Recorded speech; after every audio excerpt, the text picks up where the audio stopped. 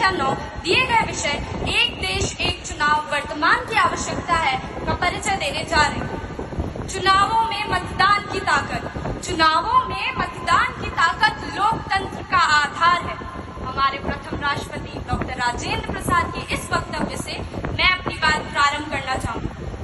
एक देश एक चुनाव आज का सबसे बड़ा विवादित विषय। किसी भी जीवंत लोकतंत्र में चुनाव एक अनिवार्य प्रक्रिया है। स्वस्थ एवं निष्पक्ष चुनाव लोकतंत्र की आधारशिला होते हैं।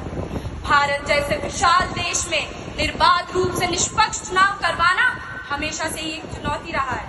मान्यवर, मैं आपको बताना चाहूंगी कि एक देश एक चुनाव लोकसभा और राज्यों की विधानसभाओं का चुनाव एक साथ करवाने का एक वैचारिक उपक्रम है और इसे लागू करने के लिए सभी दलों की 2/3 सहमति आवश्यक है। महोदय, हमारी केंद्र सरकार ने एक देश एक चुनाव को लेकर एक समिति का गठन भी किया है, जिसके अध्यक्ष हमारे पूर्व राष्ट्रपति श्री रामनाथ कोविंद जी। मान्यवर, जब हम इस विषय को गहराई से देखते हैं तो हमारे मन में कई सवाल उठते हैं, जैसे क्या इसे लागू करना व्यवहारिक है?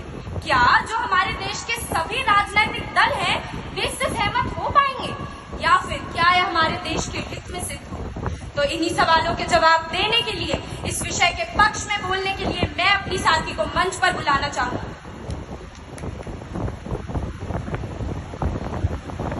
आओ मिलकर करें लोकतंत्र की गरिमा का विस्तार। एक देश एक चुनाव करें लोकतंत्र के सपने को साकार। मान्यवर, चुनावों को लोकतंत्र का महापर्व माना जाता है। स्वतंत्र एवं निष्पक्ष चुनाव लोकतंत्र का अभिन्न अंग है। ध्यातव्य है कि इस पर चुनाव आयोग, नीति आयोग और संविधान समीक्षा आयोग विचार कर चुके हैं। आजादी के बाद से 1959 तक लोकसभा और विधानसभा के चुनाव एक साथ, परंतु 1970 में लोकसभा को भंग किया गया और एक देश एक चुनाव की परंपरा टूट गई। मान्यवर, आज चुनाव दर चुनाव लोकतंत्र को खोखला कर रहा है। इससे न केवल प्रशासनिक और नीतिगत निर्णय प्रभावित हो रहे हैं, बल्कि देश की आर्थिक स्थिति पर भी बुरा असर पड़ रहा है। आज मैं आपका ध्यान आकर्षित करते हुए कहना चाहूंगी कि इससे बार बार बहुत ज्यादा खर्च होता है। 2014 से लेकर 2022 तक दोनों चुनाव अलग अलग कराने से 7,432 करोड़ रुपए का खर्चा हुआ था महोदय। ये तो प्रत्यक्ष रूप का खर्चा है। अप्रत्यक्ष रूप के खर्चे की तो हम गणना ही नहीं कर सकते। मान्यवर, वहीं जब दोनों चुनाव साथ होंगे तो इस पर हम निजात पा सकते हैं। मेरे विपक्षी साथी इस मंच पर आकर एक बार जरूर कहेंगे कि दोनों चुनाव जब साथ होंगे तो अत्यधिक खर्च होगा। तो मैं उनसे ये पूछना चाहूंगी कि क्या अप्रत्यक्ष रूप से पानी की तरह इस धन को जो बहाया जा रहा है, ये हमारी अर्थव्यवस्था पर अतिरिक्त भार नहीं? मान्यवर, मेरा अगला बिंदु मेरे विपक्षी साथी पर कटाक्ष करते हुए जवाबदेही और उत्तरदायित्व को सामने लाकर खड़ा करता है कि जब बार बार चुनाव होते हैं तो उनसे हिंसा को बढ़ावा मिलता है। उदाहरण के लिए 2021 में हुए पश्चिम बंगाल के चुनावों में चली वो गोलियां, बम, हिंसा, इससे कोई अनभिज्ञ नहीं है। गौरतलब यह है मान्यवर कि बार बार होने वाले चुनावों से देश में आदर्श आचार संहिता को लागू करना पड़ता है, जिस वजह से सरकार आवश्यक नीतिगत निर्णय नहीं ले पाती और विकास कार्य प्रभावित होते।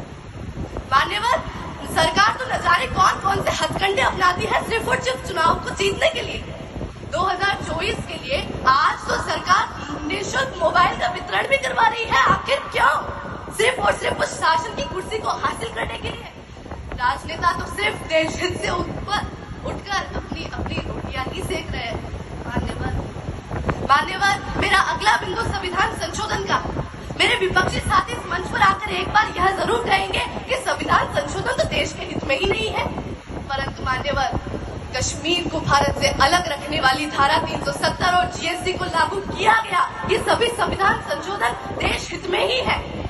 और अगर कुछ संवैधानिक अनुच्छेदों में परिवर्तन कर एक देश एक चुनाव के कानून को भी अगर संविधान में डाला जाता है तो ये राष्ट्र के लिए एक बहुत बड़ा काम होगा।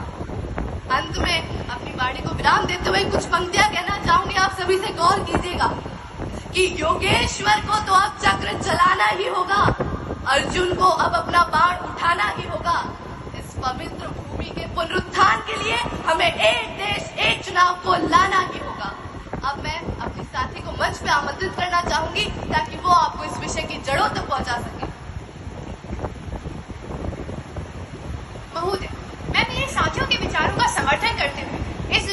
पहुंची हूँ कि जनतंत्र का एक महत्वपूर्ण उद्देश्य है देश में सुशासन को स्थापित करना। और यह सुशासन स्थापित हो सकता है यदि हम हमारे देश में एक देश एक चुनाव की अवधारणा को लागू करते हैं तो।